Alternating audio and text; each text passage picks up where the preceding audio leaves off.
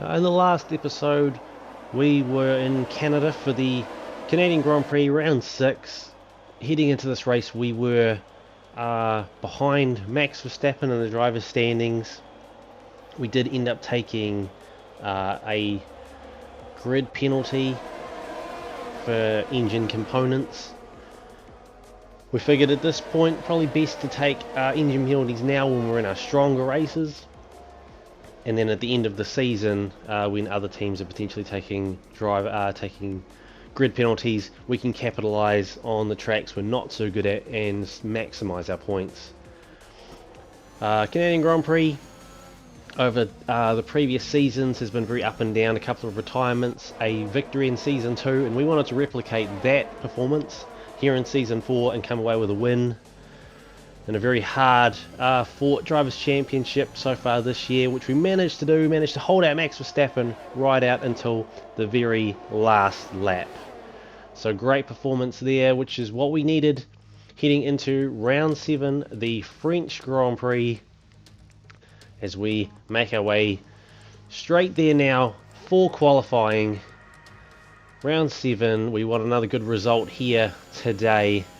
We managed to get back ahead of Max Verstappen in the last round. We're now 2 points clear in the driver's standings. Trying out some new setups here this season for each of the tracks. Something I didn't really do in the previous seasons. I was adjusting front and rear wing and tyre pressures, but that was pretty much the extent of the setups. So I've been looking into different driver setups or different car setups for each race, testing them out in practice, trying to find the one that's best suits or the ones I feel the most comfortable with, and then taking that into qualifying and the race. As we take a look, second lap that we ran in qualifying, our first lap, a little bit of an issue with track limits there, just trying to really get a feel for how far I can push the car. But second lap here we're doing pretty well, taking some liberties with the track limits there, but we don't have strict limits on in the settings.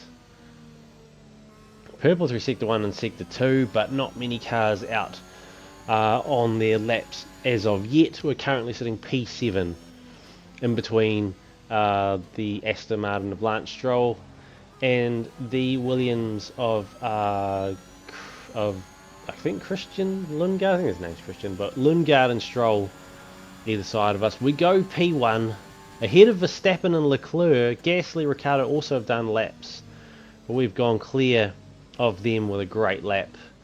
They are 1:29.8. We carry on though for another lap to see if we can't improve a little bit more. We're strong through sector 1 again, purple through that sector. We do lose a little bit of time there through sector 2.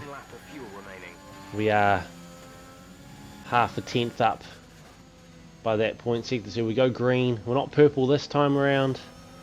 Green's still good, 2 tenths up, and Ocon has a bit of a moment, resulting in us crashing into the back of him, some front wing damage, and that lap is now down the toilet pretty much. So we head off into the pits to get that fixed. Schumacher's on a pretty good lap at the moment, currently P10, as he makes his way up to the line, and he crosses the line, and it's good enough for P3, and then Sergio Perez, I do believe, ends up getting ahead at the line. He now goes P2, Verstappen P3. Schumacher ends up dropping down as Sainz and Gasly both improve on their final run. Schumacher starting P6. We managed to hold on to pole by 2.5 tenths over Perez, but we're going to have both Red Bulls breathing down our necks as we head into turn 1. But hopefully we can come away with another good result here and increase the lead we have on Verstappen in the championship. Welcome along then to France, host of the world famous Tour de France. But we're not talking 2 wheels today, we're talking 4, in a country widely thought of as giving birth to the art of motor racing back in the late 1800s. We've come a long way since then, and you're about to find out how far. It's time for the French Grand Prix. 6 lefts and 9 rights give us a total of 15 corners here at the Circuit Paul Ricard, and a lap covers an overall distance of 3.6 miles. Average speeds will be somewhere in the region of 142 miles per hour, and they'll be maxing out on the Mistral Straight at around 205 miles per hour. Off the back of a fantastic qualifying session, it's time to see how our starting grid looks for today's race. The captain lines up on pole position, edging out Sergio Perez, who lines up P2. Moving on to the rest of the grid, we have Verstappen, Sainz, Pierre Gasly and Michael Schumacher, Norris, Leclerc, Russell and Daniel Ricciardo, Bottas, Stroll, Lewis Hamilton and Ocon, Tsunoda, Giovinazzi, Robert Schwartzman and Christian Lundgaard, Joe, Latifi, Mick Schumacher and Nikita Mazepin. And with lights out just moments away, it's time to go down to the track. This is our engine supplier's home Grand Prix. Let's give them a race worth watching. Alright, time to put on a show for the guys at Renault, the team putting together our power unit for this season and also for season 1 as well. 2 stop for this race, starting off on the softs and then out onto a couple of sets of mediums to round out the rest of the race. Safety cars will have an impact on that strategy, as well as we are now off and away for the French Grand Prix. Not a great start, but not a strength of mine in this game. We're now surrounded by cars. We do have a little bit of contact there with, I do believe that might have been Schumacher. We end up getting right into the back of Verstappen, and not a good start from us. Both Red Bulls jumping us out of turn, well, before we even got to turn 1. And now we're getting grief from Sainz, who's trying to put the moves on us around the outside. We managed to hold on. The 2 Red Bulls now starting to run away with it. Sainz now P4. Schumacher's managed to jump into P5. He managed to get ahead of Gasly out of the start, but not a very good start from us. We're going to have to try and pick up the pace here to try and keep up with Verstappen. Verstappen's our main opponent at this point, so we just need to make sure we get ahead of him. If we can pick off Perez and come away with a win today, that'd be great. We can increase that lead over Verstappen a lot more, but Verstappen is the guy we need to finish ahead of today. So that's the goal, finish ahead of Verstappen. If we can get a win in the process, that's great, but as long as we can finish in front of Verstappen, I will be happy with that. As we go very wide, heading into that long left-hander, we cut across the hairpin, which is probably going to cost us some time here. But P3 at the end of lap 1, we do have 6 or just under 7 tenths to Sainz. Schumacher 1.2 behind him and looking pretty good at the moment. Purple through sector 1. Now we can start showcasing our pace. A little bit of breathing room to Sainz. Right on the back of Verstappen now. And maybe we can make a move happen here. We can't get on the power out of that corner early enough, so nothing comes of it. But if we can just keep within this gap, then we can get some DRS going when it does become enabled in another couple of laps. Let's take a look up the outside of Verstappen, but he comes across on the racing line and cuts us off there. Ideally we want to get in front before we get into the DRS zone, because he will have DRS on Perez, and that could make it a bit harder to overtake him. But we just got to keep on pushing. We are maintaining some good pace. Fastest lap 133 flat pretty much. DRS enabled now. And hopefully we can make a move right here. We go! Very close to Verstappen there. Coming out of turn 2. He goes around the outside. We have to cut across the corner a little bit to get in front, which we managed to do. No track limit warning there. And we are now up into P2. And we've now got pace on Perez. As we come right up behind him, we go around the outside on that long sweeping right-hander. And now we've taken the lead of the Grand Prix back on lap 3. Nice move. Good job. Perez holding up Verstappen there. Sainz falling away there. 2 seconds behind Verstappen, and Schumacher still 1.5 seconds behind Sainz. So he's still maintaining P5.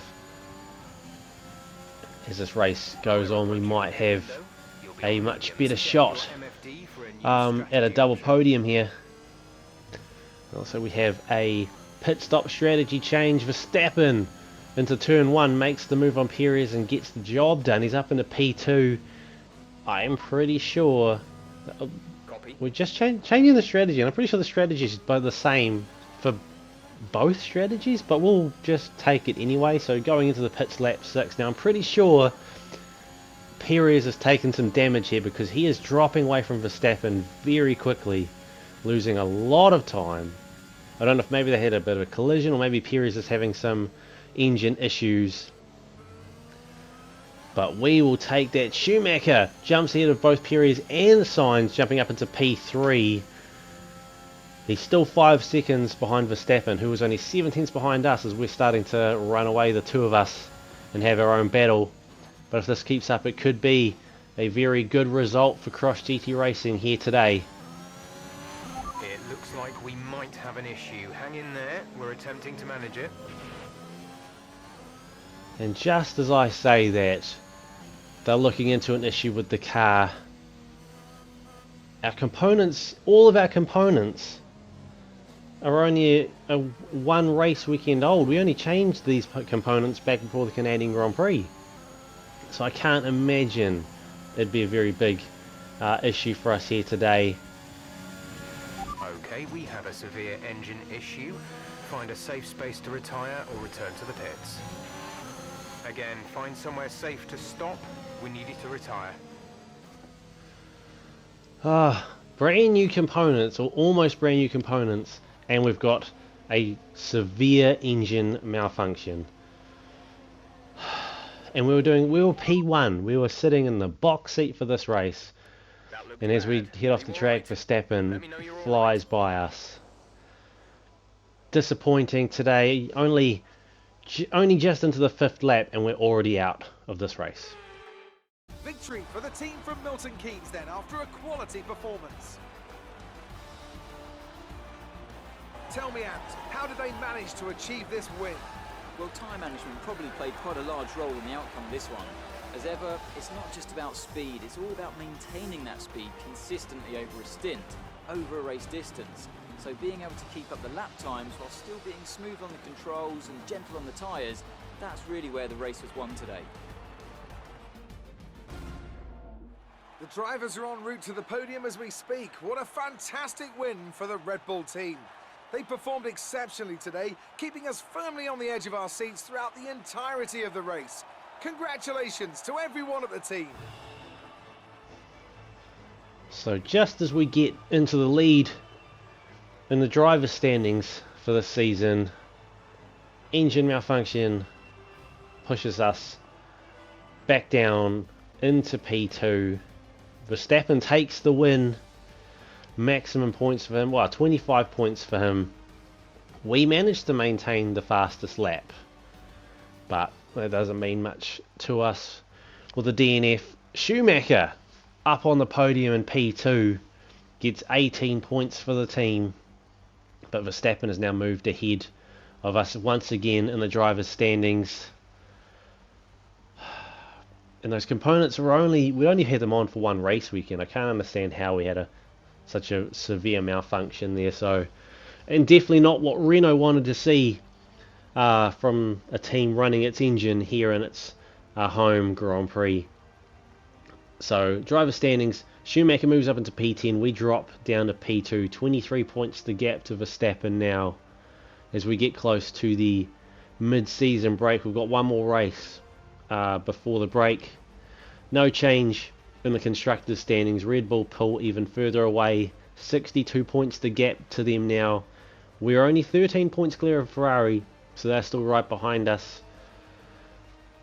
They could end up overtaking us and heading into P2 in the constructors if we don't get any engine issues we've got sorted. So very, very disappointing race for us today. Good qualifying. We were sitting on pole. No grid penalties today because we had all brand new components last race, so our components had minimal wear heading into this weekend, and yet we still have issues. But we can only look to rectify the issue and move on. At least we had a podium finish for the team with Michael Schumacher finishing second this race, so his form has well and truly come back. He was in good form in the last race, but the team messed up the strategy and had him pit after the safety car came in, which resulted in him finishing down the pack. If they had adapted a strategy to the safety car, he could have been on the podium in the last race as well and had even more points. But at least we know we're heading in the right direction, other than this engine malfunction. But we've got the Austrian Grand Prix coming up next. A short high-speed track which should be well suited to our car. Also the home of Red Bull, so they will want to have a good performance there. And Max will want to increase that lead even more over me on the drivers' standings. But hopefully we can turn things around and get some good points in the next race. If you did enjoy this shorter episode, then please do leave a like. Let me know in the comments what you thought and what your thoughts are going forward. If you're not subscribed to the channel, please do subscribe. It would really help me out. And hopefully we can turn our luck around in the next episode when we head to Austria for round 8 in the final race before we head off to the mid-season break. Thanks for watching, guys, and I'll see you all in the next one.